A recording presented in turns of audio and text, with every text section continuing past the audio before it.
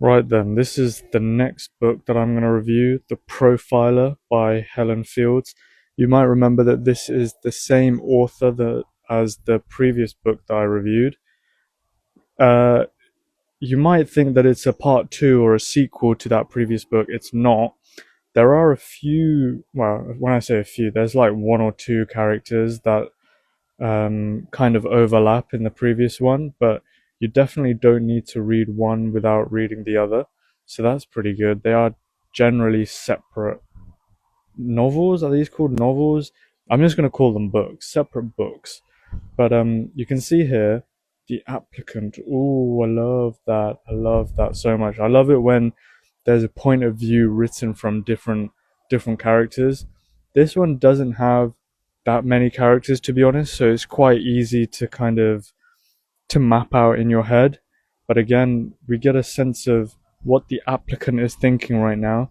And in this case, the applicant's kind of the bad guy.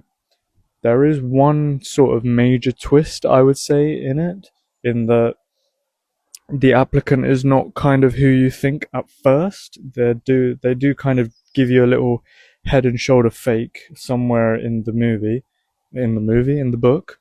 So that's pretty fun.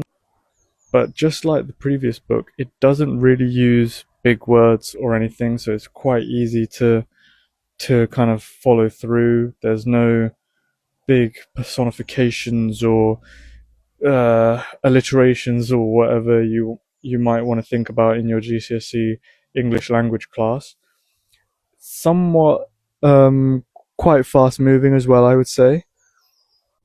I think like the previous one as well, it uses like a big scandal in the heart of it that took place however many years ago, which I always think is quite fun. It's like watching a documentary, a fictional one that is.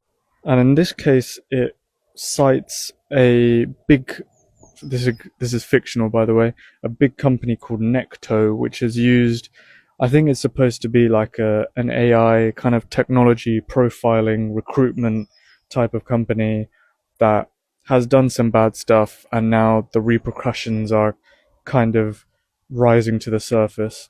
But yeah, it's a good book, around 330 pages. I would say you can read it. It's a good read. I like it. Couple deaths in there as well before you understand who kind of does it and what the pattern is behind it. Unlike the other one, the police is kind of a smaller character in this, not particularly at the forefront of the mysteries or trying to find out who did it. This is kind of like the main character is Midnight here, and Midnight kind of figures it out for herself with a bit of help from her sidekicks. So yeah, a bit of a different take on how things normally work, but yeah, pretty good.